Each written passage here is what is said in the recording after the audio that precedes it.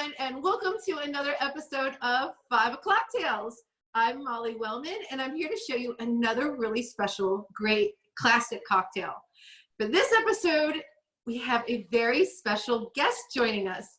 Councilman Chris Seelbach is here to help me show this cocktail.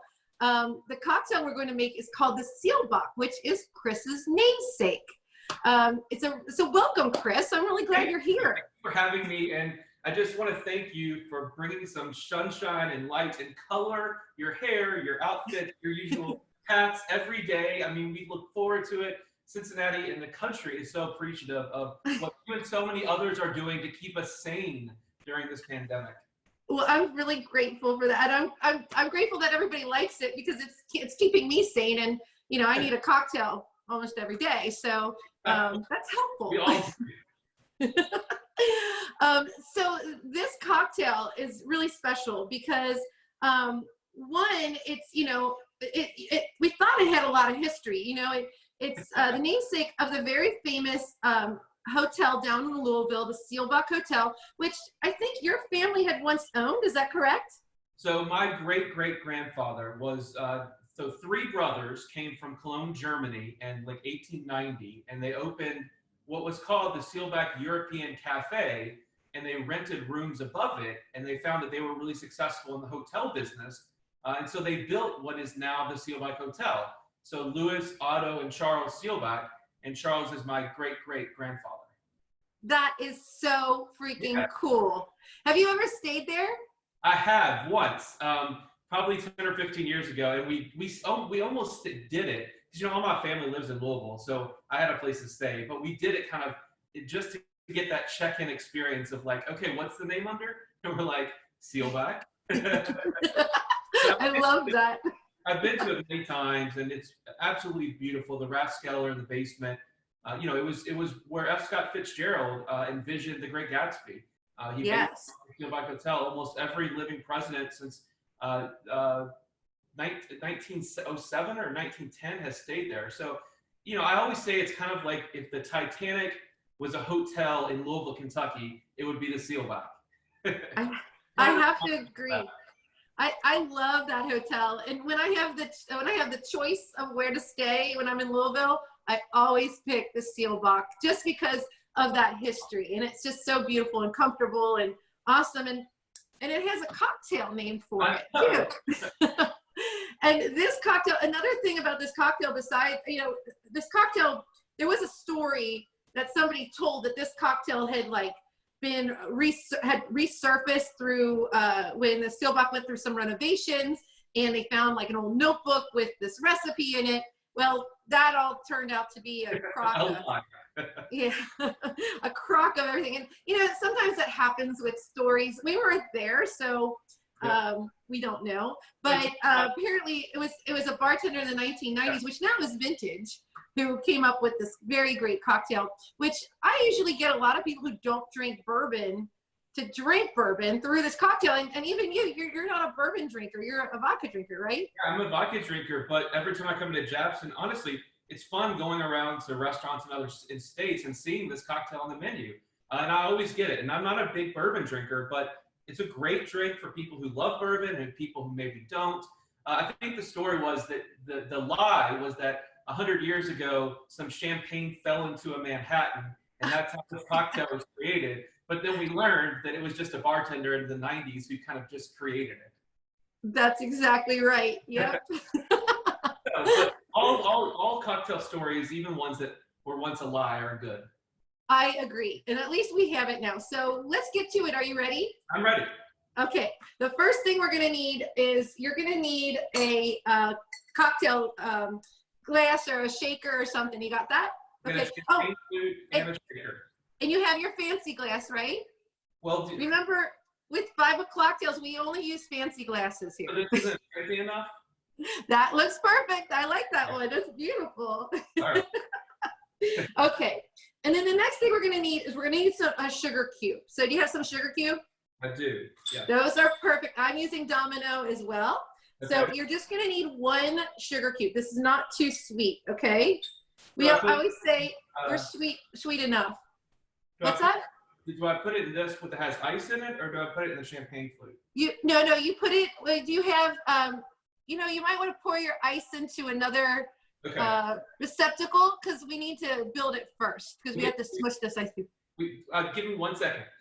Okay. Keep going, I'm listening. I love this drink so much, and it's really easy to make.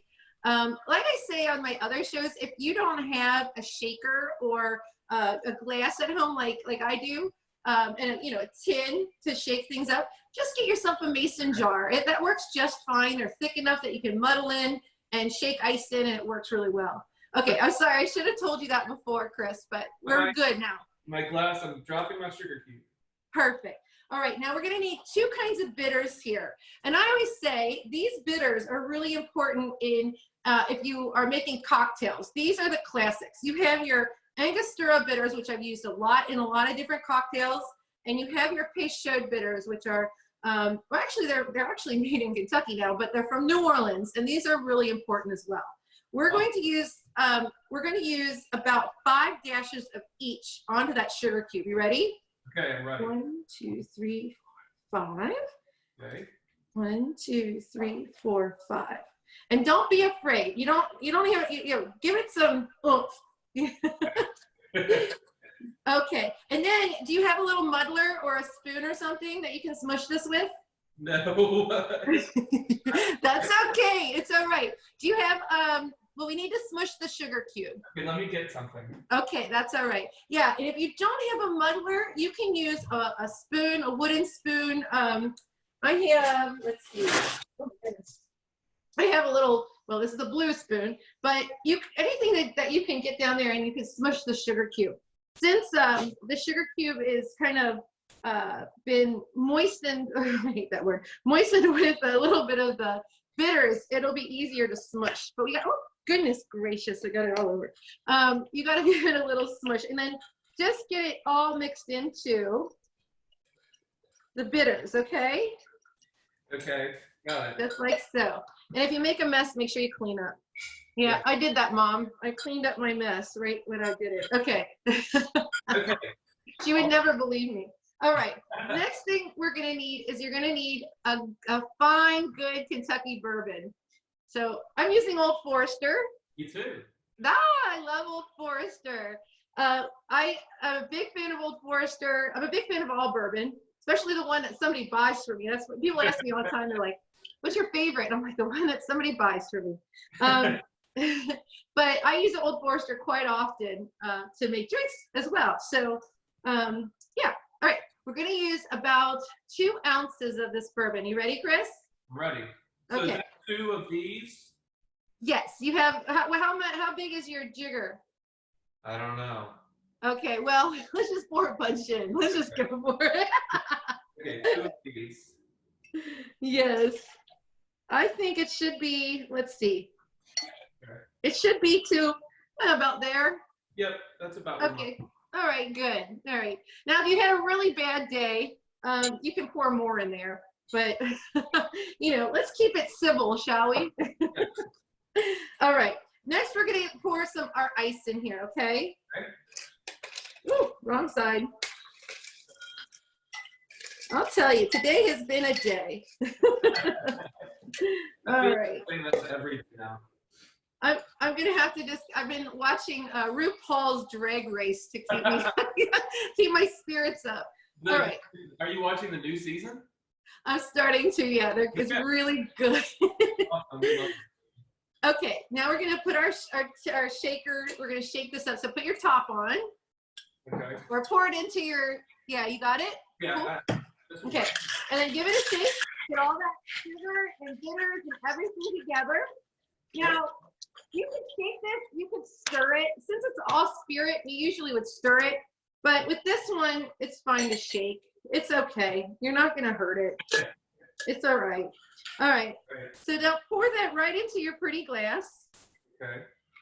But leave some room at the top. And you should have some room at the top of your coupe for sure.